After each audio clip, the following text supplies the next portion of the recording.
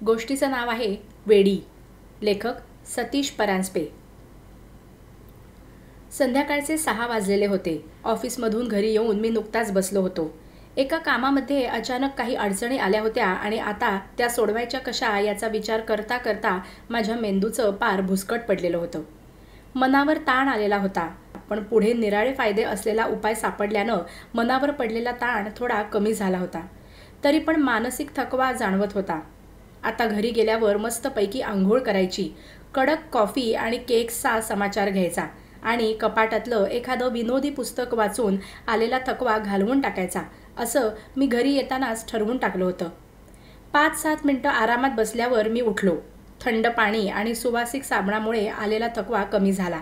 Coffee, केकचा समाचार घेतल्यावर छान तरतरी आली.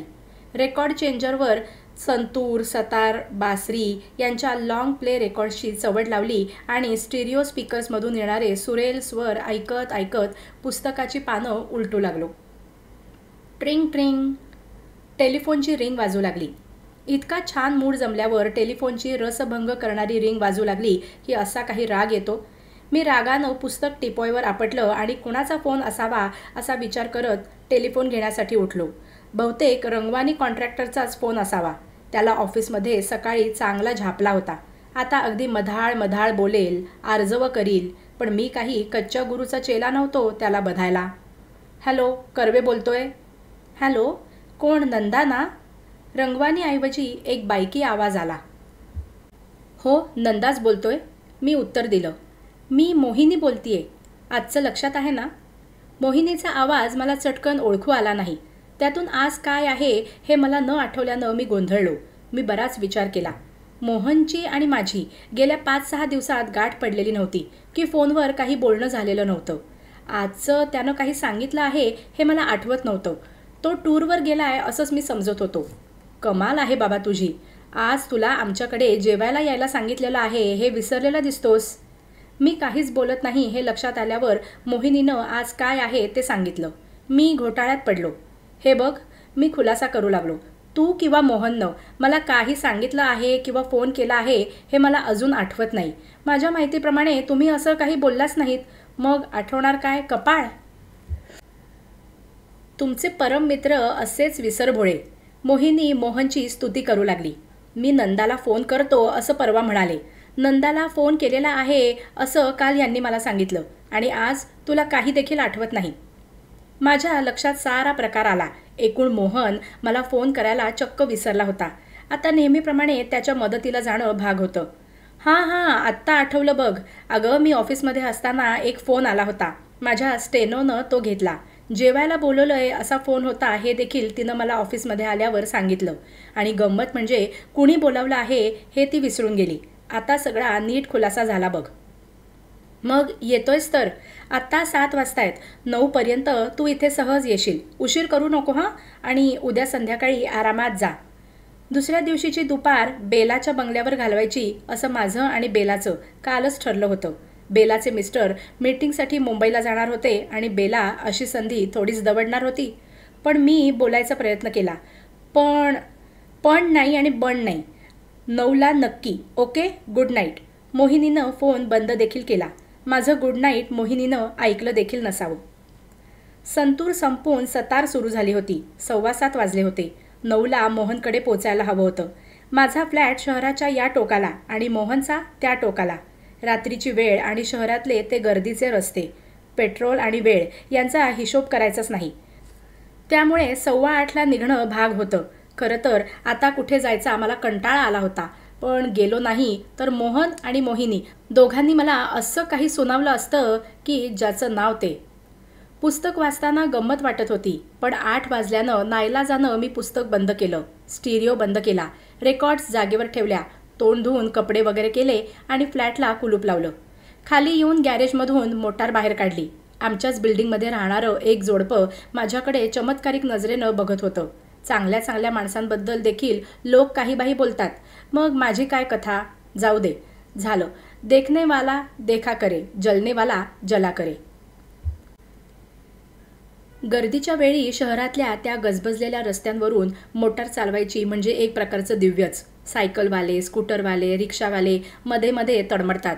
पादचारी वर्ग हॉर्नला दाद देत नाहीत आणि जागोजागी तांबडे हिरवे दिवे. मोहनच्या फ्लॅटची बेल दाबली तेव्हा बरोबर 9 वाजलेले होते. ठरवलेली वेळ मी कटाक्षानं पाळतो. वक्तशीरपणाची सवय लहानपणापासूनच मी लावून घेतलेली होती आणि याच्या उलट मोहन आणि मोहिनी दोघंही. त्यांनी सांगितलेल्या वेळेत 1 तास खुशाल मिळवावा. मोहिनीनं दार उघडलं. अगदी 9 म्हणजे 9ला आलास की, कसं जमतं तुला देव जाणे, असं म्हणत मोहिनीनं मला आत घेतलं. मी आत आल्यावर मोहिनीनं दार लावलं. मी सोफ्यावर आरामात बसलो. टीव्हीवर बातम्या लागलेल्या होत्या. मोहन महाशयांची स्वारी दिसत नव्हती. मोहिनीराज कुठे आहेत, मी विचारलं. मोहनला आम्ही गमतीनं मोहिनीराज म्हणतो. स्वयंपाकाला लावलंस की काय त्याला, बाहेर दिसत नाही तो. प्रसाद साहेबांकडे गेला आहे. अर्ध्या तासापूर्वी एक फोन आला होता. ते ब्रिजचं काम चाललंय ना, त्याचा एक पिलर अचानक खचायला लागलाय म्हणे. हे सिव्हिल इंजिनियर असेच, केव्हा काय होईल ते सांगता येत नाही. मग पळायचं सगळं टाकून. तिची कुरबुर सुरू झाली. मग आता त्याची वाट तरी किती वेळ बघायची, मी विचारलं. फार वेळ बघू नका असं मोहन सांगूनच गेलाय. उशीर झाला तर तुम्ही सुरू करा हे देखील सांगून ठेवलंय. अर्धा तास वाट बघू, मोहिनी म्हणाली. आता अर्धा तास वेळ घालवायला हवा होता. टीपॉयवर एक मासिक पडलेलं होतं. ते मी उचललं आणि चाळू लागलो. प्रणय कथांचं ते मासिक होतं. त्यातली एक कथा वाचू लागलो. मोहिनी किचनमध्ये तयारी करण्यासाठी गेली. कथा वाचण्यात माझं मन एकाग्र झालं असावं. मोहिनी फोनवरून हॅलो हॅलो करत होती आणि फोनची त्यापूर्वी वाजलेली रिंग मला ऐकू आलेली नव्हती. मोहिनीचं आता फोनवर बोलणं चाललं होतं, पण मला काही नीटसं ऐकू येत नव्हतं. मी परत कथा वाचू लागलो. आनंद आहे, मोहिनी बाहेर येऊन म्हणाली.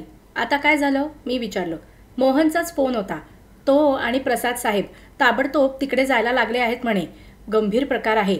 ताबडतोब उपाययोजना करायला हवी आणि समक्ष गेल्या वाचून काही कळणार नाही, म्हणून तिकडे जायला निघाले आहेत, असं म्हणत होता. शी, कसली ही नोकरी. आता रात्री जाऊन ते काय करणार? नदीवरची भूतं बोलावणार आहेत का खचलेला पियर वर घ्यायला? मला हे काही नवीन नाही. आम्ही मागे काश्मीरला जायचं ठरवलं होतं. रजा मंजूर झाली, रिझर्वेशन झाली, प्रवासी सामानाची खरेदी झाली, बांधाबांधी झाली. टॅक्सी बोलवणार तेवढ्यात तार आली. रजा कॅन्सल केलेली आहे. हेड ऑफिसमध्ये ताबडतोब येऊन भेटा म्हणून. कसलं काश्मीर आणि कसलं काय. मोहन एका मोठ्या कन्स्ट्रक्शन कंपनीमध्ये मोठ्या हुद्द्यावर होता. इथल्या ऑफिसमध्ये जरी त्याचं पोस्टिंग होतं तरी त्याला सगळ्या भारतभर हिंडावं लागत होतं. मोहिनीला याची सवय झालेली होती आणि एकटं राहणं तिच्या अंगवळणी पडलं होतं. झालं आहे ते एका दृष्टीनं बरंच झालं असं मला वाटू लागलं. आता थोडं जेवावं आणि घरी पळावं असा विचार मी केला. बरं, आता मोहिनी आपण जेवून घेऊ. जेवल्यावर मी बाहेर पडतो बघ. मोहन पुढच्या शनिवारी इथे असला तर मी परत येईन जेवायला. मला फोन कर, नाहीतर मीच फोन करीन. मी घाई करू लागलो. म्हणे मी जातो आता. शहाणाच आहेस. मोहननं मुद्दाम कर्नल आणली आहे, तुझी आवडती विस्की. शिवाय मी पापलेट बनवलंय, फर्स्ट क्लास चिकन बनवलंय. आपण आता थोडं ड्रिंक घेऊ, आरामात जेवू आणि मग तू जा वाटल्यास घरी. मोहनशी माझं जसं मित्रत्वाचं नातं होतं तसं मोहिनीशी देखील होतं. मला काही अडचण आली, सल्ला घ्यावासा वाटला तर त्याबद्दल मी मोहिनीशी देखील विचारविनिमय करत असे. खरं तर मोहन आणि माझ्यामध्ये किती फरक आहे. शिक्षण झाल्यावर त्यानं चांगल्या कंपनीत नोकरी मिळवली आणि स्वतःच्या हुशारीमुळे तो वर देखील चटकन चढला. मी एका व्यापारी कंपनीत लागलो आणि मला देखील तिथे अल्पावधीत चांगली पोस्ट मिळाली.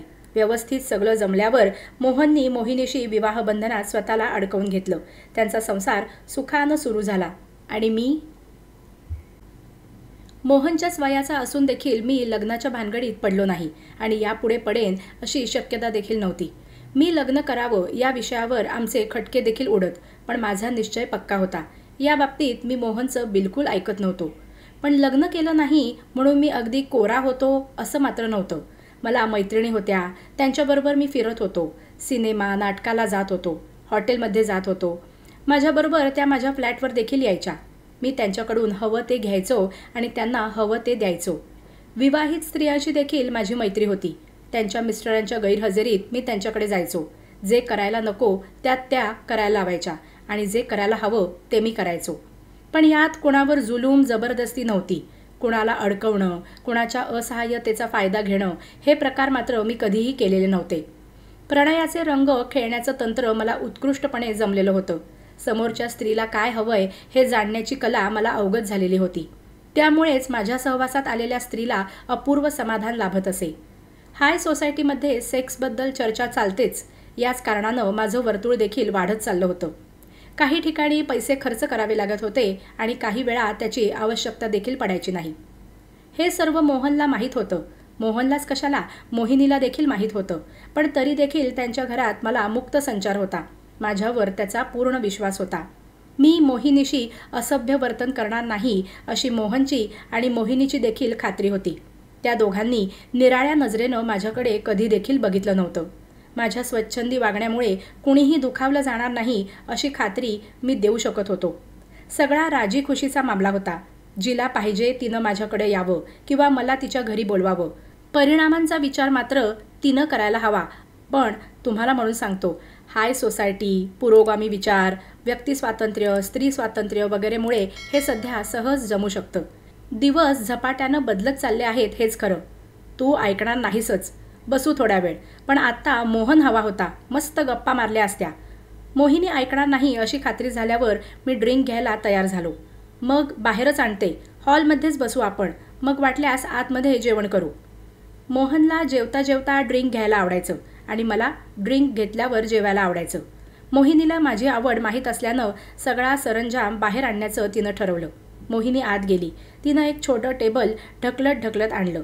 कर्नलची बाटली, पाण्याचा जग, आईस क्यूब्सचा नक्षीदार बाऊल, वेफर्स, खारी बिस्किटं, फरसाण, मसाला काजू, तळलेले पापड यांच्या डिशेस वगैरे टेबलावर आकर्षक रीतीने मांडलेलं होतं. मला आवडतात म्हणून काकडी, बीट, टोमॅटो, गाजर वगैरेंच्या स्लायसेस देखील काचेच्या चौकोनी डिशमध्ये छानपैकी सजवून ठेवल्या होत्या. मोहिनीनं कर्नल उघडली, पेग मेझर बसवला आणि 2 ग्लासमध्ये एक एक पेग भरला. ग्लासमध्ये थंडगार पाणी सोडलं, क्यूब्स टाकले. आम्ही आपापले ग्लास थोडे वर उचलले आणि चिअर्स असं म्हणून ग्लास तोंडाला लावले. घड्याळाकडे माझी नजर गेली. 9:15 वाजलेले होते. तसा उशीरच झाला होता. मोहिनीनं मध्येच उठून स्टिरिओ सुरू केला. सतारीची लॉंग प्ले लावली होती. बागेश्रीच्या स्वरांनी हॉल भरू लागला. मंद वाऱ्याची झुळूक मधूनच अंगाला सुखद स्पर्श करून जायची. रातराणीचा सुगंध दरवळला होता. निळ्या दिव्यामुळे चंद्रप्रकाश सारखा मंद प्रकाश भरून राहिला होता. 2 पेग्स पोटात गेले होते आणि ड्रिंकची मजा येऊ लागली होती. जोडीला आमच्या गप्पा, हास्य विनोद सुरूच होते. अय्या, मी विसरलेच असं म्हणून मोहिनी उठली. कसली तरी तिला आठवण झाली असावी. बरोबर, पापलेटची डिश कुठं आणली होती तिनं. आणि पापलेट तर मोहिनीचा फार आवडता पदार्थ. मोहिनी आत गेली. रिकाम्या झालेल्या ग्लासमध्ये मी व्हिस्की ओतली. पाणी मिसळलं, बर्फाचे तुकडे टाकले आणि एक घोट घेतला. ती तुझी कर्नल आता मला नको, मी आपली क्वीन ऑफ क्वीन्सच घेते असं म्हणून मोहिनीनं बाटली टेबलावर ठेवली. टेबलावर बाटली ठेवतानाचा आवाज जरा जोरातच आला. मी डोळे मिटून बसलो होतो. आवाज झाला आणि मोहिनी काहीतरी म्हणाली म्हणून मी डोळे उघडले. आजची कर्नल वेगळीच नाही ना अशी मला शंका येऊ लागली. याआधी मोहिनी साडीमध्ये होती. घरातच वावरायचं असल्यानं आणि मीच येणार असल्यानं बारीक फुलं असलेली पांढरी वायल तिनं नेसलेली होती. आणि आता मी मोहिनीला पाहत होतो एका नाईटीमध्ये. गळ्यातलं मंगळसूत्र देखील काढून ठेवलेलं दिसत होतं. असं बघतोस काय माझ्याकडे? मोहिनीनं माझ्याकडे रोखून पाहत विचारलं. अरे, संध्याकाळपासून तीच साडी होती अंगावर. स्वयंपाक देखील त्याच साडीवर झाला. साडी बदलण्याचं देखील मी विसरून गेले. आत्ता लक्षात आलं म्हणून साडी बदलली आणि नाईटी घातली. रात्री माझी नाईटीच असते. बोलता बोलता मोहिनीनं क्वीन्सची बाटली उघडली. ग्लासमध्ये एक पेग भरला आणि सोड्याची बाटली फोडून सोडा ओतला. तू ब्रँड उगीचच बदलला आहेस. मोहिनीनं क्वीन्स आणल्यामुळं मला सांगावं लागलं. आता त्रास होईल बघ तुला. काही देखील त्रास होणार नाही मला आणि तुलासुद्धा असं म्हणून मोहिनीनं क्वीन्स माझ्या ग्लासात ओतली.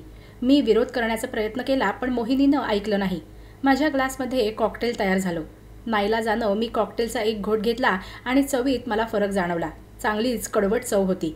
ॲडल्ट्रेटेड होती की काय कोण जाणे, पण ग्लासमधलं ड्रिंक रिचवणं भाग होतं. एव्हाना मोहिनीनं तिचा ग्लास एकाच दमात पिऊन टाकला. कडवटपणा जाणवला आहे असं तिचा चेहराच सांगत होता. चल चटचट आवर, लवकर पी, मग जेवायला उशीर होईल. मोहिनी मला घाई करू लागली. एवढा ग्लास झाला की झालंच, मग तू वाढायलाच घे. उगीच घाईनं पिणं मला मान्य नव्हतं. मोहिनी हसू लागली.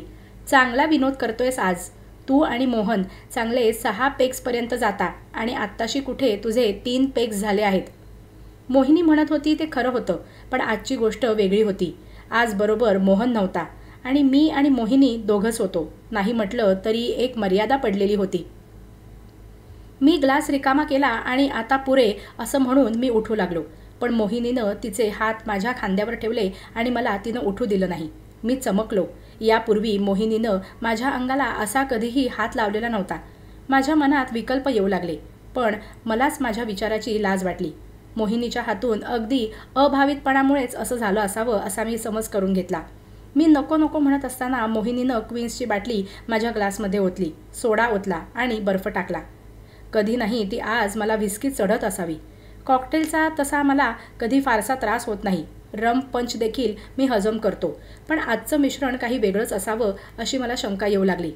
मसाला काजू घेताना, फणसाचे तुकडे घेताना मोहिनीच्या हाताच्या बोटांचा स्पर्श माझ्या बोटांना होत असावा असं मला वाटू लागलं. 2दा 3दा मोहिनीचा चेहरा देखील माझ्या चेहऱ्याच्या अगदी जवळ आला. नक्की काय होतं आहे? मोहिनी तर मुद्दाम असं करत नाही ना, हे मला कळेना.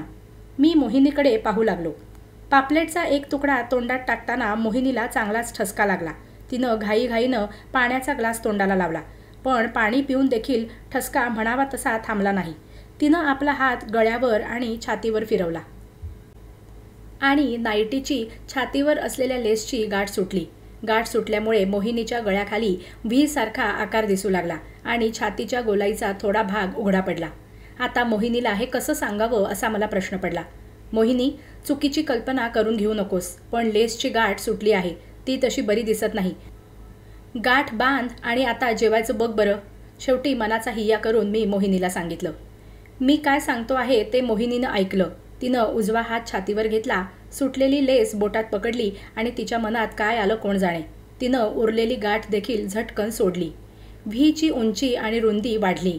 नाईटीच्या आत ब्रा, पोलकं किंवा परकर यापैकी काहीही नसल्याचं माझ्या लक्षात आलं.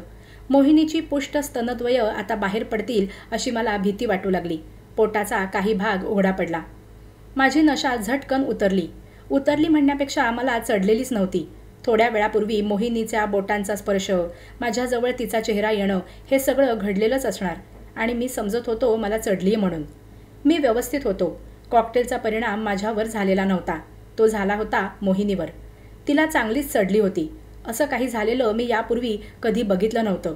मोहिनीचा तोल जाऊ पाहत होता. नंदा, तू आता कसला विचार करतो आहेस? मोहिनीनं मला विचारलं.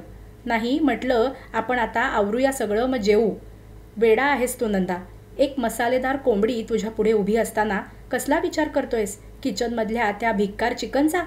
मोहिनी, सहन न झाल्यानं मी ओरडलो. तुला चांगलीच चढलीये आणि तू मर्यादा ओलांडते आहेस. ओरडू नको असा. मोहिनीनं मला अडवलं. आज तू मर्यादेच्या गप्पा मारू नको. आज मी माझी मर्यादा तर ओलांडणारच आहे आणि तुला देखील ओलांडायला लावणार आहे. अरे नंदा, तू रोज हेच करतो आहेस. यातला तर तू दर्दी आणि आज एवढा मागे सरतो आहेस. माझ्या शरीराची आग होतीये, ती तू शमवावीस. माझ्या शरीराचा कण अन कण फुलवावा म्हणून मी वेडी वाट बघतीये रे. मोहिनीचं असलं निर्लज्ज बोलणं ऐकून मी सुन्न झालो. मी कसा आहे हे माहिती असून देखील मोहिनी नको ते बोलली. मोहिनी, प्लीज माझ्यावर उपकार कर, पण असलं भलतं बोलू नकोस. मी कबूल करतो की मी जे करू नये ते करतो म्हणून, पण मी कुणावर जुलूम जबरदस्ती करत नाही. कुणाला मोहात अडकवत नाही. वणवा पेटून कोणी होरपळणार नाही याची मी काळजी घेतो. खुशीचा मामला असेल तरच मी पुढे पाऊल टाकतो. मला मोहनचा विश्वासघात करायचा नाही.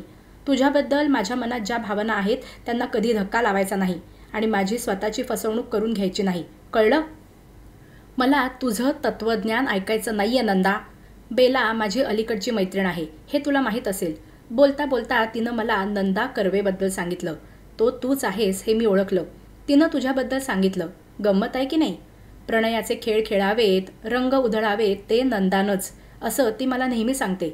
बेलाचे पुष्कळांशी संबंध आहेत. वैचित्र्याचा तिला हव्यास आहे. पण तरी देखील तुझ्याबद्दल सांगताना ती फुलते, धुंद होते. तिच्यासारखाच मलाही प्रणयाचा रंग उधळायचा आहे, खेळ खेळायचा आहे तुझ्याबरोबर. याचसाठी तर आज मी सर्व जुळवून आणलं आहे. मोहन कालच टूरवर गेला आहे. मघाशी आलेला फोनवरचं बोलणं सगळं खोटं आहे. तुझ्याशी प्रणय करायला बळ यावं म्हणून मी आज जास्त प्यायले आहे. कॉकटेल घेतलं आहे. समजलं आता?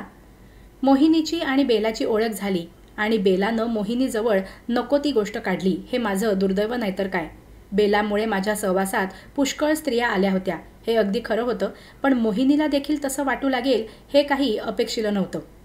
झाला एवढा मूर्खपणा बास झाला. आता दार उघडून बाहेर पडावं असा विचार करून मी बाहेर जाण्यासाठी दार उघडू लागलो, पण ते उघडेना. मोहिनीनं कुलूप लावून ते बंद केलं होतं. मोहिनी हसू लागली. ती हळूहळू माझ्याकडे येऊ लागली. तिची नजर वेगळीच होती. ओठांवर स्मित होतं. तिनं आपले बाहू पसरले. आता 4 पावलं टाकून ती मला मिठी मारणार हे नक्की होतं. आता कोणता पवित्रा घ्यावा याच विचारानं मी मागे फिरलो. 4 पावलं पुढे टाकून मोहिनीनं मला मिठी मारली. मी माझे हात हलकेच तिच्या पाठीवर ठेवले. मी मोहिनीला तसंच थोडा वेळ राहू दिलं. तिच्या पाठीवरचा उजवा हात मी हलकेच काढून घेतला. मोहिनीच्या केसांवरून मी हलकेच हात फिरवू लागलो. कपाळावर आलेल्या केसांच्या बटा मी हलकेच मागे सारल्या. मोहिनीनं टाचा उंचावून माझं चुंबन घेण्याचा प्रयत्न केला, पण मी ते चुकवलं. मोहिनी, आपण असंच उभं राहायचं का? मोहिनीला माझ्यापासून दूर केलं आणि मी विचारलं. मोहिनी काही बोलली नाही. तिनं माझा हात पकडला आणि मला जवळजवळ ओढतच बेडरूममध्ये नेलं. मोहिनीनं सर्व प्लॅन अगदी विचारपूर्वक केलेला दिसत होता. बेडरूममध्ये मंद गुलाबी प्रकाश होता. डबल बेडवर बदामी रंगाची चादर घातलेली होती. 2 उशा शेजारी शेजारी ठेवलेल्या होत्या. पायापाशी एकच रजई पांघरण्यासाठी ठेवलेली होती.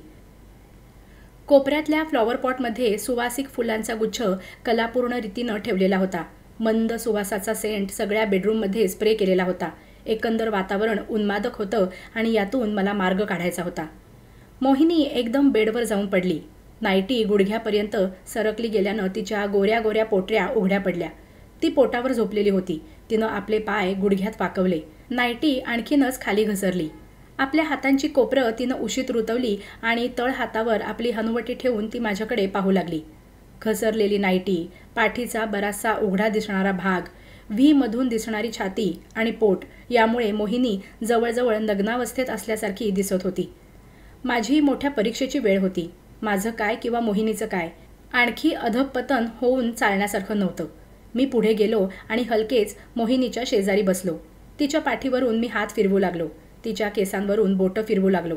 पण हे करताना माझ्या मनात कोणतीही वैषयिक भावना नव्हती. माझ्या चित्तवृत्ती चाळवल्या गेल्या नव्हत्या. आपल्या विचारांचं दुसऱ्याच्या मनावर संक्रमण करता येतं असं मी मागे कधीतरी वाचलं होतं आणि तोच प्रयोग मी मोहिनीवर करण्याचा प्रयत्न करत होतो. उफाळणारं तारुण्य समोर पहुडलेलं असताना मी माझ्या मनावरचा संयम सुटलेला नसल्यानं केवळ माझा प्रयोग यशस्वी होईल असं मला वाटलं होतं. मोहिनीला मी हलकेच उठवलं आणि बस्त केलं. तिच्या कपाळावर मी हातानं थोपटू लागलो. नाईटीच्या लेसच्या मी गाठी मारल्या आणि मी तो व्ही बंद केला. मी हलके हलके मोहिनीला थोपटू लागलो. मोहिनीच्या शरीरात पेटलेली आग हळूहळू विझू लागली. आपण केवढी मोठी चूक करत होतो याची जाणीव मोहिनीला झाली. तिच्या डोळ्यातून आसवं पाझरू लागली आणि उशीत तोंड खुपसून ती मुसमुसू लागली. मी तिला बस्ती केली आणि तिच्या डोळ्यातली आसवं पुसली. ती आता पूर्ण शांत झाली आहे अशी खात्री पटल्यावर मी बाहेर हॉलमध्ये आलो. मोहिनी हरली होती. मी जिंकलो होतो. पण मी जिंकल्यापेक्षा मोहिनी हरली आहे हीच लाख मोलाची गोष्ट आहे असं मी समजत होतो. सुमारे 10-15 मिनिटांनी मोहिनी बाहेर आली. मी मोहिनीकडे बघितलं. तिनं तोंड व्यवस्थितपणे धुवून पावडर कुंकू केलेलं दिसत होतं.